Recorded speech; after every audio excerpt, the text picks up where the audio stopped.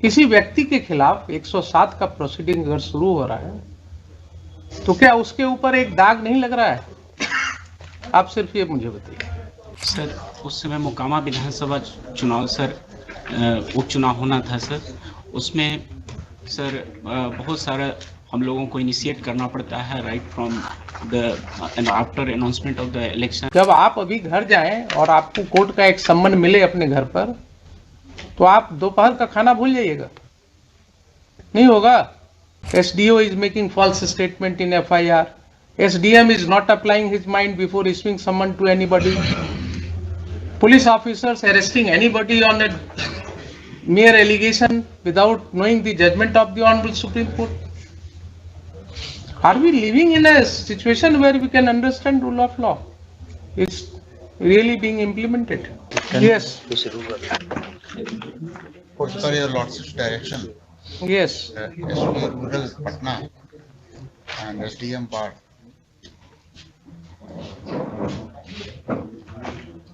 Yes.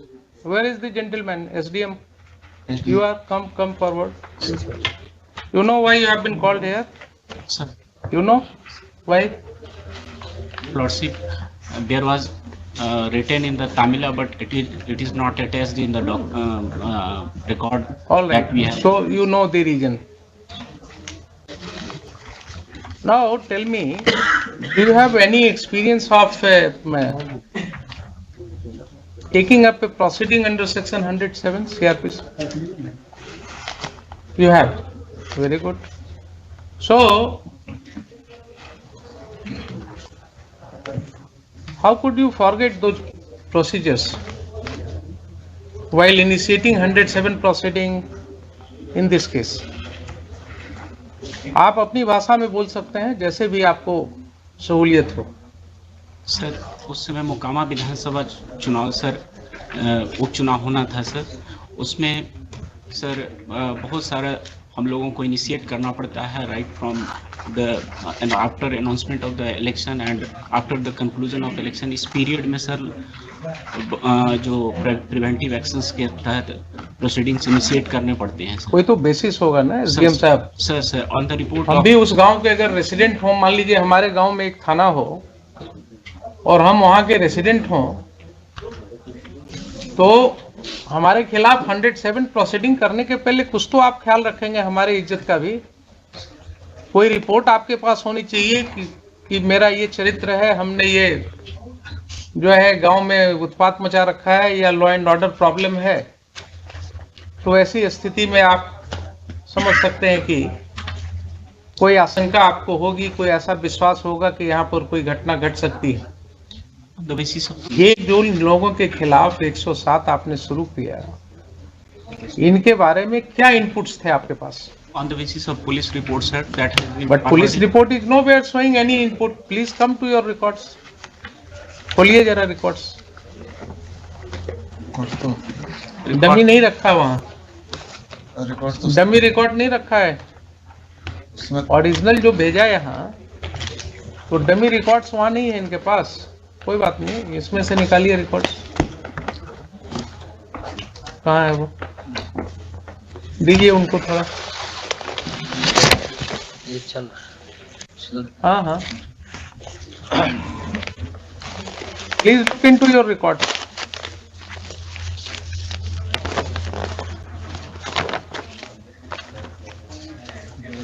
दीजिए SDM साहब को, साथ साथ वकील साहब भी देखेंगे। आपने जो पहले डेट की जो तारीख में लिखा है, उसमें देखिए क्या मटेरियल था आपके सामने 107 का प्रोसीडिंग इनिशिएट करने का। सर, थानाध्यक्ष सामियागढ़ OP द्वारा 18/22 के प्रतिवेदन जो धारा 107 दंड प्रक्रिया संहिता के अंतर्गत कार्रवाई हेतु प्राप्त है एवं अनुमंडल पुलिस पदाधिकारी बाढ़ द्वारा अग्रसारित है का अवलोकन किया गया। प्रतिवेदन के अवलोकन से प्रतीत होता है कि आगामी विधानसभा चुनाव 2022 के अवसर पर विधि व्यवस्था की समस्या उत्पन्न करने की संभावना के कारण स्थिति काफी तनावपूर्ण है। अतः मैं प्रतिवेदन से संतुष्ट होकर उपरोक्त कारणों को लेकर किसी भी समय अप्रिय घटना घट सकती है और बलवा हो सकता है, जिसके कारण मेरे क्षेत्राधिकार में शांति भंग हो सकती है।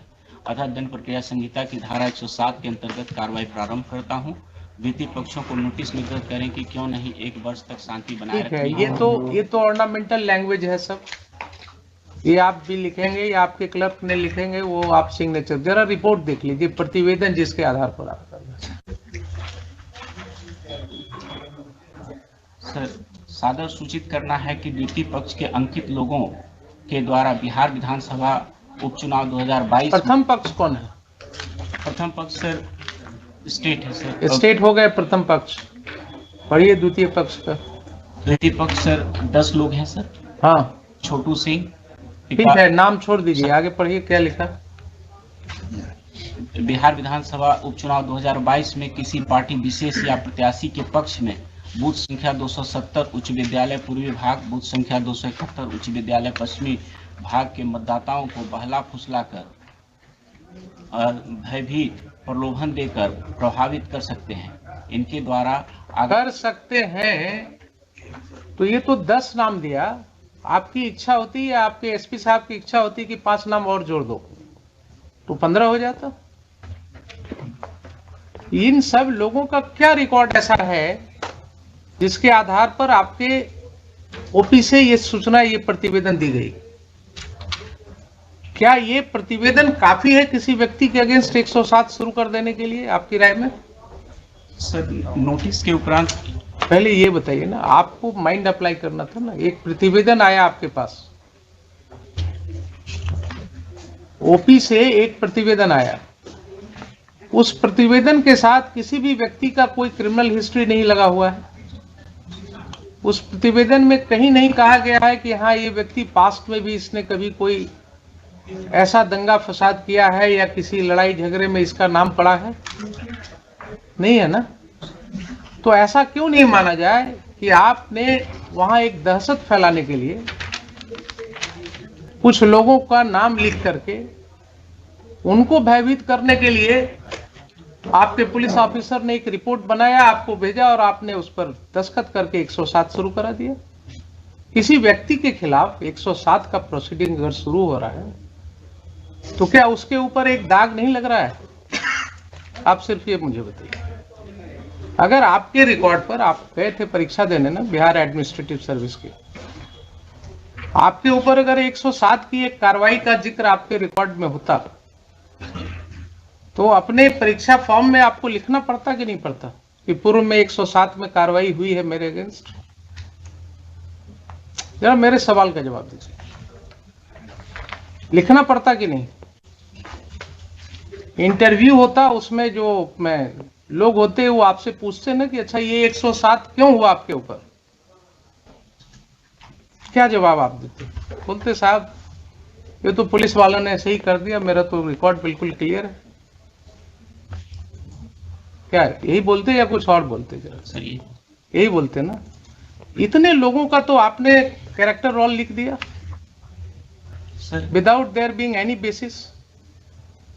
हम ये नहीं कहते हैं कि आप 107 नहीं कर सकते, इन appropriate cases yes you should do, you can certainly do it, but इतने लोगों के खिलाफ 107 का नोटिस देने के पहले क्या आपको आश्वस्त होने की जरूरत नहीं थी कि हाँ इसमें से किसी व्यक्ति के विरुद्ध कोई शिकायत है, किसी ने कभी कोई लॉ एंड ऑर्डर ब्रेक किया है, किसी ने पूर्व में कहीं पिछले इलेक्शन के दौरान कहीं कोई दंगा फसाद किया है, ऐसी कोई रिपोर्ट है उस ओपी में?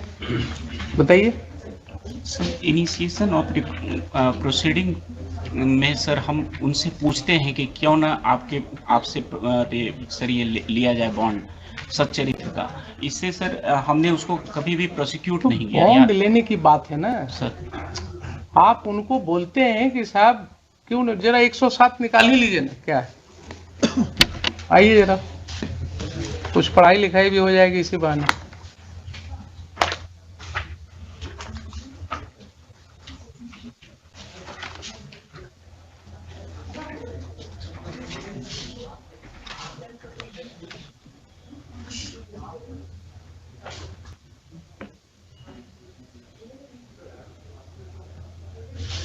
लेट अस रीड, पढ़िएगा आप या वकील साहब पढ़ें, जो भी इच्छा हो आप पढ़िए। When an executive magistrate receives information that any person is likely to commit a breach of the peace or disturb the public tranquility or to do any wrongful act that may probably occasion a breach of the peace or disturb the public tranquility, and is of opinion that there is sufficient ground for proceeding, he may, in any manner hereinafter provided, require such person to show cause why he should not be ordered to execute bond, with or without surety, for keeping the peace for such period not extending 1 year as the magistrate Not exceeding 1 year. Yes, sir. As the magistrate thinks fit. अब देखिए ये section के अंदर आपने क्या समझा, क्या दिया हुआ है? रिसीविंग इंफॉर्मेशन एक पार्ट हुआ, बीच में देखिए एंड के बाद क्या है? And is of opinion that, धीरे धीरे पढ़िएगा जरा उसको, sir, sir. इसी में क्रक्स है. And is of opinion that there is Sufficient ground. So mere receipt of information is not something कि पुलिस ने एक भेज दिया लिख करके and you will put a signature. आपका वो जो है क्या है, वो बेंच ऑफिसर या आपका पेशकार जो है वो बोला साहब बना दिया हमने, अब दस्तखत कर दिया जाए, आपने दस्तखत कर दिया. Provision says is of the opinion that there is sufficient ground for proceeding. Who has to form this opinion? I. You have to. You have to form the opinion, not only prima facie. Please understand. You have to form an opinion that there is sufficient grounds. Sufficient grounds is something more than that. Similar word has been used under section 204 CRPC. जरा निकालिए 204.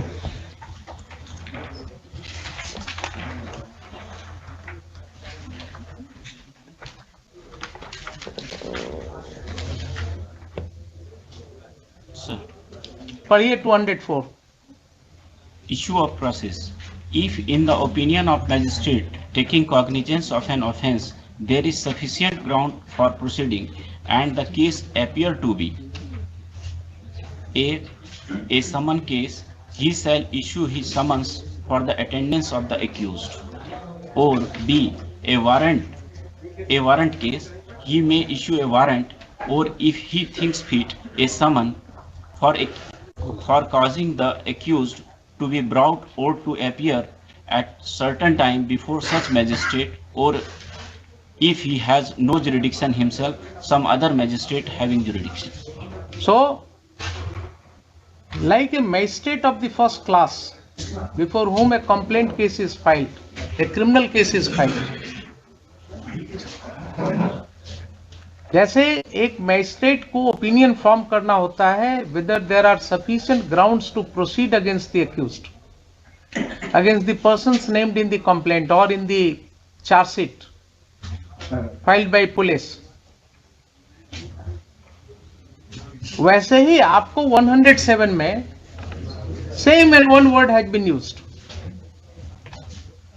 is of opinion that there is sufficient ground for proceeding. कोई अंतर है 204 के जिम्मेवारी में और 107 की जिम्मेवारी में? नहीं है ना.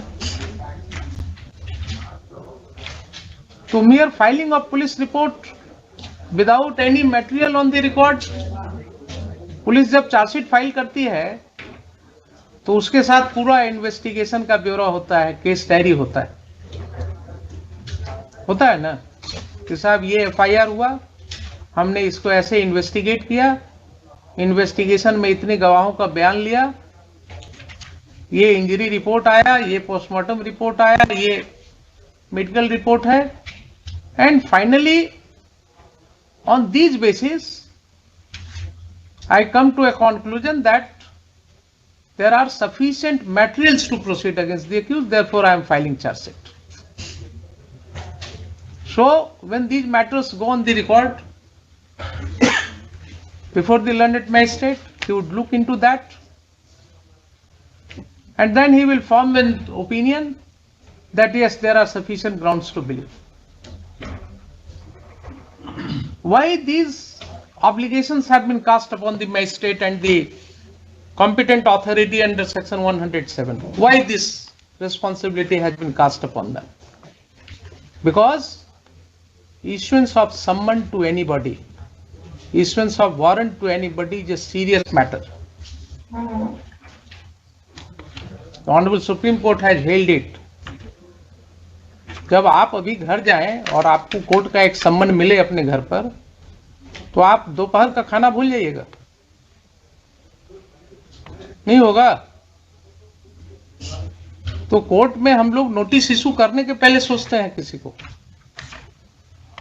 रोज वकील साहब कहते हैं हुजूर नोटिस कर दिया जाए, कहते हैं नहीं, नोटिस करने के पहले देखेंगे आपका केस नोटिस के लायक है कि क्यों। इसलिए कि we are alive to this situation कि एक नोटिस जब किसी को मिलेगा उसके घर पर, उसके बाद उसकी क्या स्थिति होगी। भोजन छोड़ करके पहले दौड़ेगा, वकील देखेगा, वकील के फीस का इंतजाम करेगा, घर द्वार बेचेगा, जमीन बेचेगा। So we restrain ourselves. आप क्या कर रहे हैं साहब? आप तो बिल्कुल कुछ नहीं कर ही नहीं रहे। आपके पास कोई मटेरियल ही नहीं था टू फॉर्म एन ओपिनियन। आपने 107 पढ़ा ही नहीं कभी।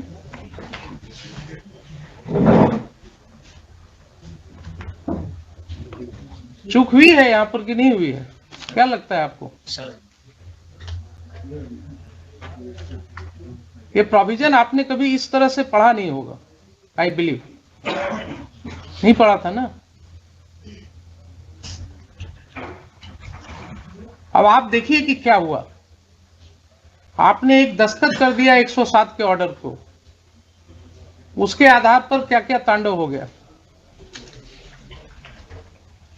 अगर ये गलत ऑर्डर आपने नहीं पास किया होता तो आगे कोई बात ही नहीं होती। तो ये सारी कार्रवाई के तो दोषी आप हो गए। Your order without application of mind, without following the law has created all this trouble.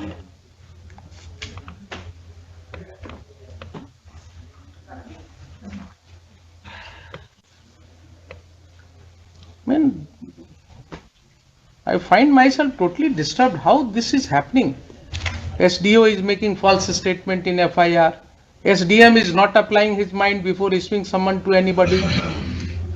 Police officers arresting anybody on a mere allegation without knowing the judgment of the Honorable Supreme Court.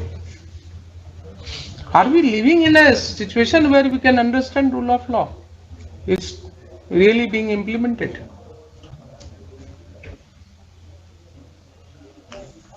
अब ये आपको हम पढ़ावे court में, हर officer को बुला करके, संभव है क्या?